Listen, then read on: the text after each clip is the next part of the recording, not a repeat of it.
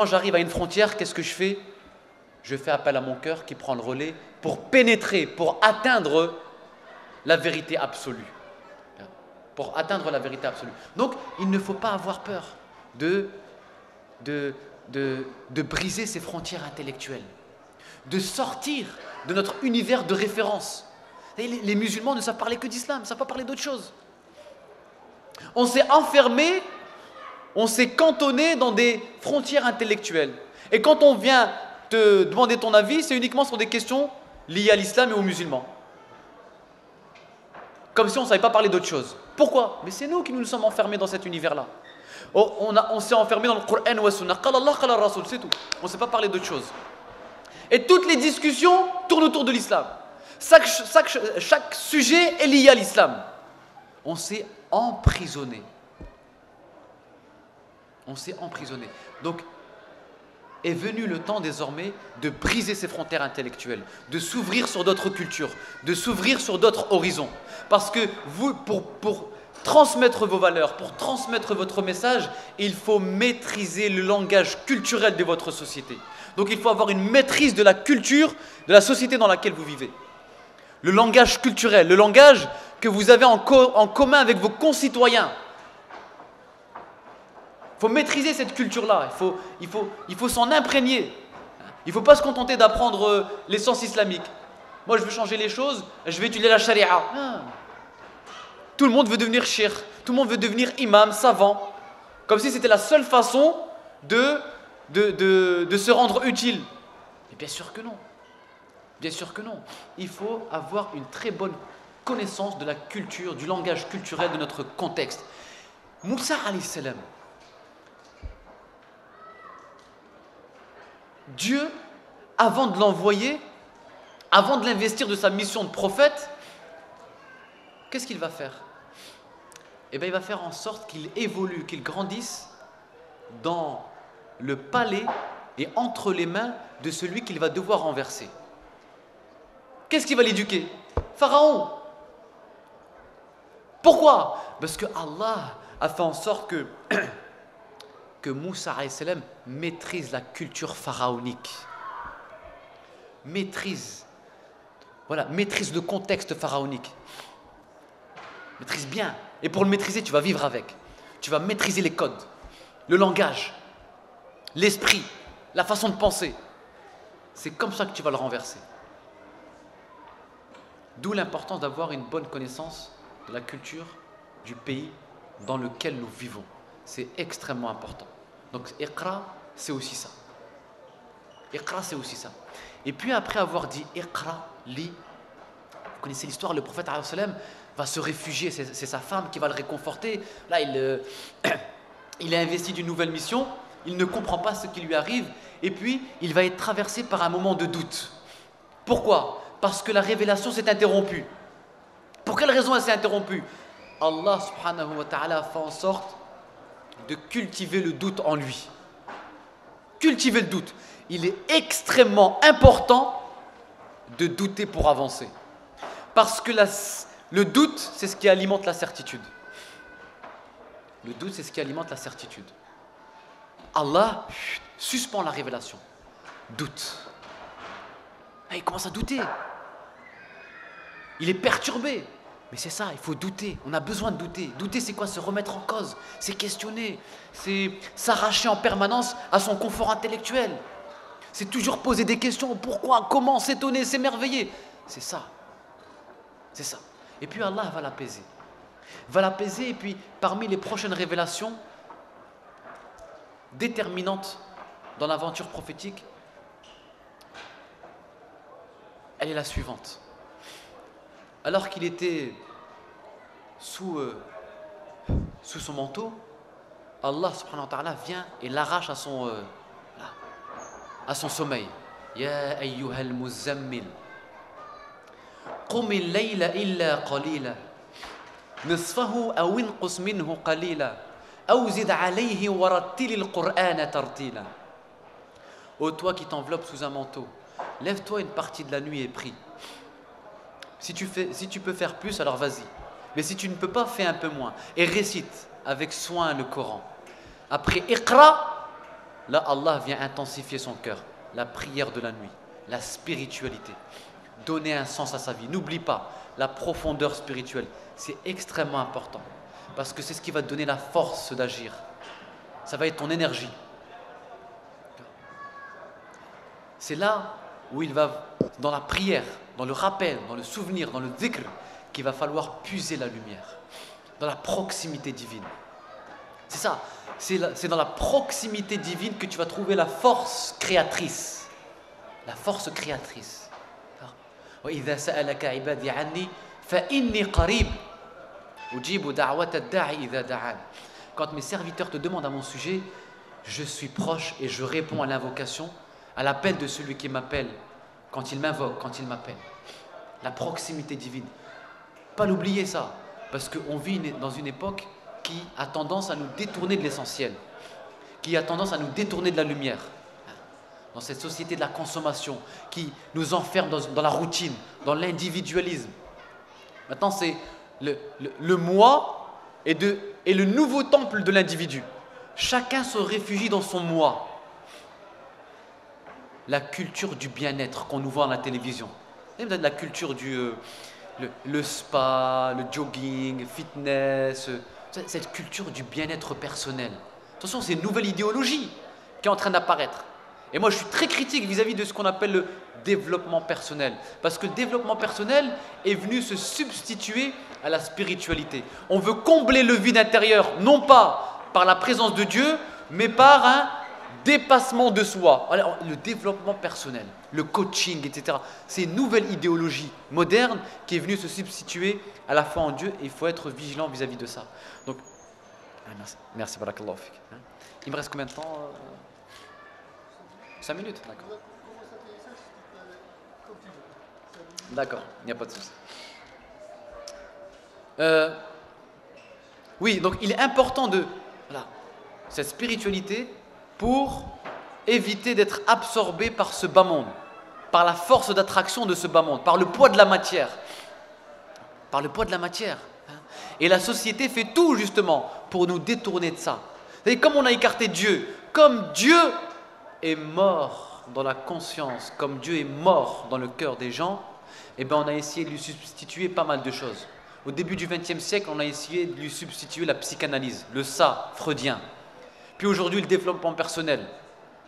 Aujourd'hui, certains philosophes comme Luc Ferry, comme Michel Onfray parlent de spiritualité laïque, de sagesse sans morale, spiritualité sans Dieu. En fait, ils sentent que l'être humain a besoin, qu'il lui manque quelque chose finalement, que le matérialisme, le rationalisme n'a pas comblé l'homme. N'a pas comblé l'homme. Et donc, il lui manque quelque chose. Et tout doucement, il se tourne vers la spiritualité. Mais toujours sans Dieu, parce qu'ils ont un contentieux avec Dieu. On ne veut pas de Dieu, Dieu est mort. Dieu est mort. Donc maintenant, on va se débrouiller, on va bricoler une spiritualité pour pouvoir s'accomplir. Mais ils sont en train de se leurrer. Pourquoi? C'est parce qu'ils ont une conception réductrice de l'homme. Parce que l'homme, il est fait de matière, certes, mais pas seulement, d'un esprit qui lui a été insufflé par Dieu. Et tant que tu n'actives pas, tu n'actualises pas le divin qui est en toi, tu vivras constamment dans l'instabilité et le manque, dans la frustration. Parce que la meilleure façon de trouver l'harmonie, c'est de réactualiser le pacte originel qui lie l'humain au divin. Il faut le réactualiser, ce souffle divin. Et d'ailleurs, vous savez, celui qui a dit Dieu est mort. Et Michel Onfray se sert de cette référence pour justement propager son athéisme belliqueux. Nietzsche. C'est la référence intellectuelle de Michel Onfray. Nietzsche, l'athée qui a dit Dieu est mort. Il se sert de la pensée de Nietzsche pour développer un athéisme militant belliqueux. Or Nietzsche, c'est pas ce qu'il disait. C'est pas ce qu'il disait. D'ailleurs, mon dernier livre porte sur Nietzsche. Et c'est une réponse indirecte à Michel Onfray pour dire non, en fait, au contraire, Nietzsche cherchait passionnément Dieu. Il était ivre de Dieu. Mohammed Iqbal, qui était un grand lecteur de Nietzsche, disait Nietzsche était ivre de Dieu et on le prit pour un fou. Derrière son athéisme apparent, il y avait l'âme une âme assoiffée de transcendance. Mais lui, qu'est-ce qu'il cherchait? Il cherchait un Dieu, et c'est lui qui parle. Je ne peux croire, dit-il, dans le gai savoir, je ne peux croire qu'en un Dieu qui saurait danser. Un Dieu qui danse en moi. Qu'est-ce que ça veut dire un Dieu qui saurait danser? Ça veut dire un Dieu qui m'anime, qui me met en mouvement. Un Dieu qui m'apporte de l'harmonie. Pas ce Dieu moral, en parlant des chrétiens de son époque. Pas ce Dieu moralisateur qui me parle de interdit, qui alimente en moi la culpabilité, le péché originel. Ce Dieu-là, j'en veux pas. Moi, je veux un Dieu qui m'anime. Et malheureusement, dans la communauté musulmane, on alimente ce discours de moralisateur, halal, haram, la culpabilité, le péché, l'enfer. C'est ça en fait. Nietzsche n'était pas contre Dieu, il était contre une forme de croyance en Dieu, cette croyance étouffante, qui fait du croyant un cadavre vivant. Et il surnommait les prédicateurs chrétiens les prêcheurs de mort. C'est des gens qui te poussent à renier ce bas monde, à vivre comme un mort. Moi, c'est pas ce que je veux, dit-il. Moi, je veux une foi dansante, une foi harmonieuse, qui épouse ma force vitale, qui épouse mon corps, qui me donne de la vie, qui me donne le goût de vivre, la joie. Et la dimension de la joie, elle est centrale dans sa philosophie. Et l'islam, c'est ça, parce que, attention, l'islam ne vous invite pas à renier ce bas monde. Attention, cet ascétisme funeste, destructeur, il y a eu beaucoup d'incompréhension sur la question de zuhd, de l'ascétisme. L'ascétisme en islam, ce n'est pas piétiner ce bas monde. Non, parce que Allah te dit, tu as ta part dans ce bas monde. Et il t'enseigne une invocation. Rabbana atina fi dunya hasana wa fil akhirati hasana wa qina adhaban nar. Ô Seigneur, accorde-nous une part dans ce bas monde. Et il commence par le bas monde, regardez bien, par ce bas monde. Une part dans l'autre monde et préserve-nous du feu de l'enfer. Allah reconnaît la part matérielle qui est en toi, il la nie pas. L'islam ne nie pas ton corps, ne nie pas les besoins de ton corps. Il va juste donner une orientation à ton corps. Il va donner une orientation, une qibla aux aspirations, aux passions, aux désirs de ton corps, mais sans jamais les renier. Donc c'est la foi islamique, la foi musulmane est une foi dansante, au sens où elle te met en mouvement, elle te met en harmonie avec toi-même, avec le monde, avec l'humanité. C'est cette foi que cherchait Nietzsche, qu'il n'a pas trouvée. Il a été frustré. Et c'est ce que j'ai essayé de mettre en exergue. C'est cette lecture-là que j'ai essayé d'apporter dans mon dernier livre. Et je termine juste par une chose.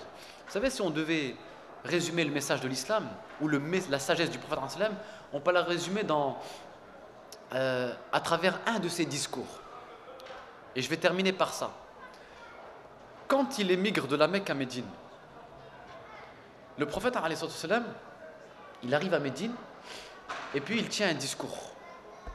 Un discours qui résume l'islam. Tout à l'heure, je vous ai posé la question, qu'est-ce que l'islam? Vous pouvez le résumer avec ce discours. Ne cherchez pas midi 14h.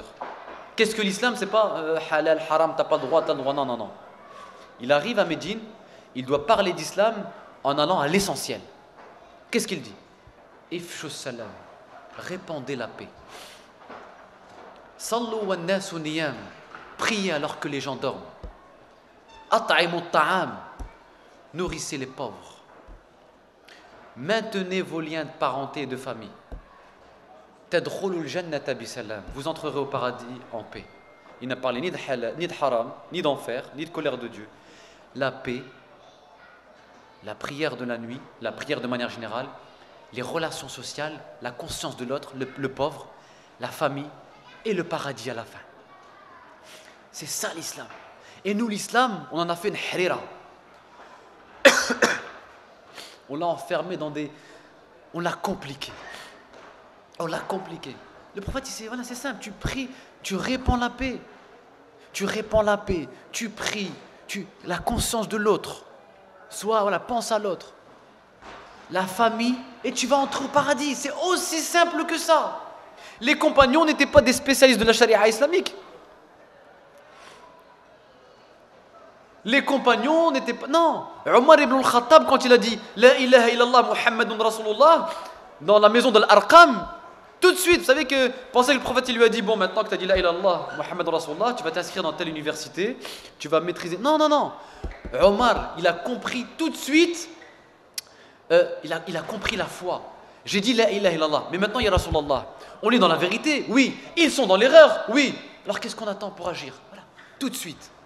Tout de suite, il sort et il propage, il diffuse le message. C'est ça en fait, c'est très simple. Tu as dit la ilaha illallah, la foi habite ton cœur. Tu comprends que l'objectif c'est de répandre cette paix qui t'anime. Mais cette paix, tu peux la répandre que si elle t'anime. Tu ne peux pas parler de paix avec ta langue si je te vois tendu toi déjà. Tu es frustré par ta foi. Il faut déjà la vivre cette paix pour qu'elle puisse se diffuser.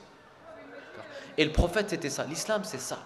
C'est l'harmonie, c'est une foi fluide, c'est pas de culpabilité, tranquille, simplement, c'est de vivre humainement et rester naturel.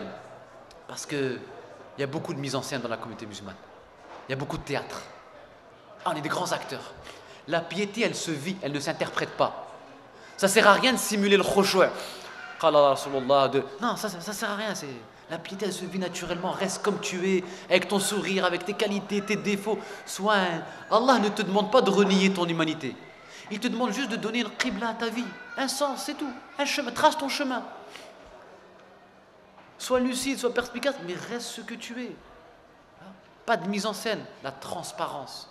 Et que tout, c'est ma conclusion, c'est que, vous savez, l'islam c'est un art. C'est un art. Et le croyant est un artiste. Un artiste qui doit être en mesure, en puisant dans la lumière de son cœur, de dessiner le sourire, un sourire sur le visage de son prochain. Parce que le sourire, c'est l'expression de la paix. Aïcha radiyallahu anha nous disait que le prophète était le plus souriant. Et le sourire, c'est le symbole de la paix. L'islam, c'est l'art de sourire, tout simplement. L'art de sourire. Un sourire qui se dessine sur son visage. Un sourire que tu dessines sur le visage de l'autre. C'est sourire à son entourage, c'est sourire à la vie, c'est sourire aux épreuves et c'est sourire aussi à ses larmes. Wallahu a'lamu a'la wa ahkam wa barakallahu fikum et merci pour votre attention. Donc voilà, je ne sais pas si... Merci.